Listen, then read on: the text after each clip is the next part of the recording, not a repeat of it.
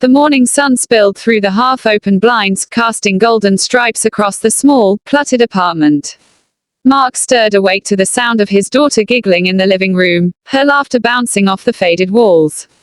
Being a single dad wasn't easy. He juggled work, school runs, and household chores, but mornings like this made it all feel worth it. He stretched, feeling the familiar ache in his shoulders, and made his way to the kitchen. "Dad, look," his daughter shouted, holding up a drawing she had just finished, a stick figure family surrounded by hearts. Mark smiled, ruffling her hair. "That's amazing. But I think you forgot one very important detail," he teased. She looked puzzled until he pointed to the extra stick figure in the corner, representing him. Her face lit up with a wide grin. "I knew it," she said, and Mark felt a warmth spread through his chest. After breakfast, Mark kissed her goodbye for the day and headed out to work. The city streets were busy, people moving in a hurry, lost in their own lives. He weaved through the crowd, coffee in hand, thinking about the deadlines waiting for him at the office. His routine was predictable, comfortable even, but he couldn't shake the feeling that something was about to disrupt it. Meanwhile, across town, Sarah was rushing down the sidewalk, her arms loaded with textbooks. She had just finished her last class of the day and was eager to get home. The sun was dipping low, casting long shadows across the streets she knew so well. Despite her familiarity with the neighborhood, she felt a subtle tension in the air, an unease she couldn't place. Neither of them knew that the paths they were walking today would soon collide in a way that neither could have imagined. For Mark, a chance encounter would shatter the calm of his day and force him to confront danger head-on. For Sarah, an ordinary walk home would turn into a nightmare she had no way of escaping alone. As Mark stepped onto the street, coffee cup in hand, the distant sound of a shout reached his ears. He paused, frowning, sensing that something was off. Across the street, Sarah's pace quickened, her eyes darting around nervously. Neither knew that the moment that would change both of their lives forever was already unfolding. Just a few blocks away, the late afternoon sun hung low over the city, painting the streets in shades of orange and gold. Mark walked briskly, his mind half on his work emails, half on picking up groceries for dinner. The usual buzz of city life, honking cars, distant chatter, the occasional street musician, surrounded him, but there was a subtle shift in the atmosphere that made him pause. A shadow fell across the sidewalk ahead, and he instinctively slowed his pace. Across town, Sarah's walk had become increasingly uneasy. Every passerby seemed a little too close, every sudden movement made her heart race. She clutched her textbooks tighter to her chest and quickened her step. The shadows of alleyways loomed like dark teeth on either side of the street. She tried to tell herself it was just her imagination, just the normal fatigue of a long school day, but deep down, she knew something wasn't right. A few blocks away, Mark noticed a group of men loitering near a corner, their movements suspicious. One of them glanced his way and smirked, just enough to send a jolt through his body. He kept walking, trying not to appear alarmed, but a knot of unease twisted in his stomach. Something about the scene reminded him of warnings he'd always given his daughter: trust your instincts. If it feels wrong, it probably is. Sarah rounded another corner and froze. One of the men from the group stepped forward, blocking her path.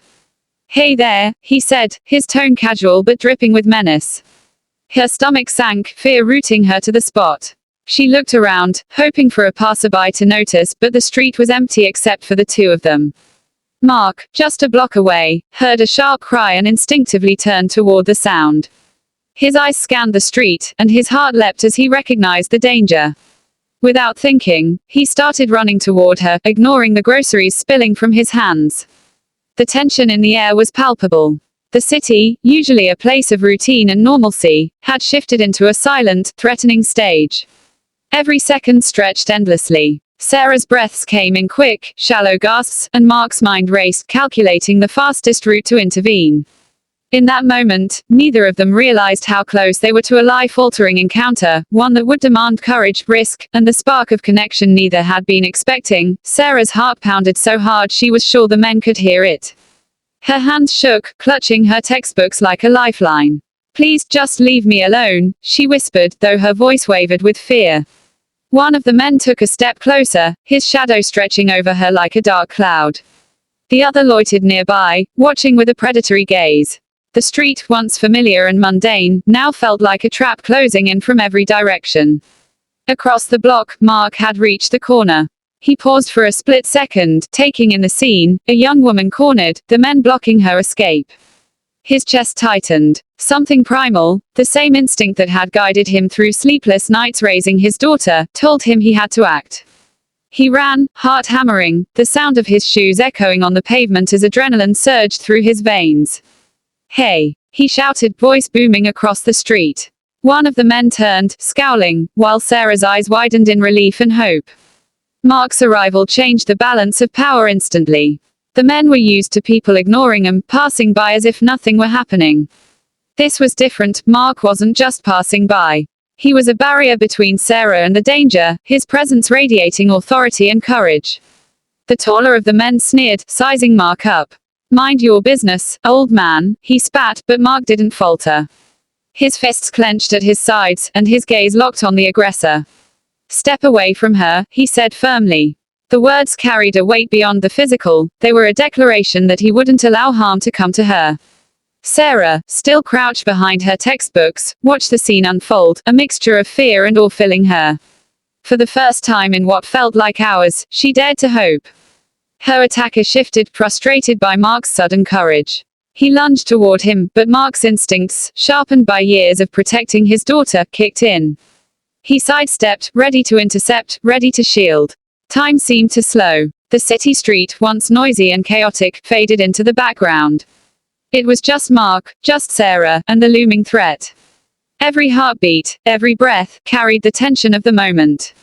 And in that suspended second, before the confrontation escalated further, a silent understanding passed between Mark and Sarah. They would not face this danger alone. The evening air was heavy with tension, the usual city sounds now reduced to distant traffic and the faint hum of streetlights. Mark's pulse pounded in his ears as he lunged forward, placing himself between Sarah and the man who had cornered her.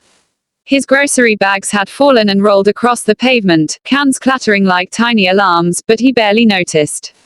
All that mattered was keeping her safe. "Stay back," Mark shouted, his voice steady despite the adrenaline surging through him. The man sneered, stepping closer, hands curled into fists, but the fire in Mark's eyes, an unmistakable blend of fearlessness and determination, made him hesitate. He wasn't just some random passerby, he was someone who would fight without hesitation. Sarah crouched slightly behind a parked car, trembling. Tears streaked her face, but there was a flicker of hope in her eyes now. She watched as Mark sized up the man, noting his stance and the aggression radiating from him. He had no weapons, but the way he positioned himself made it clear he would do whatever it took to defend her. The tension snapped. The attacker lunged forward, hands reaching for Sarah. Instinctively, Mark grabbed a metal pipe discarded near a nearby construction site, swinging it with precision. The man staggered, caught off guard by the sudden resistance. Sarah's gasp of relief was muffled by the night, but it reached Mark, fueling his resolve. "Run!" he shouted. Sarah didn't hesitate. She scrambled from behind the car and bolted, her textbooks dropping to the pavement in her panic. Mark followed closely, keeping the man occupied, shouting for help as he tried to block any attempt to pursue her. The city, normally indifferent and noisy, now seemed to hold its breath, watching this tense standoff.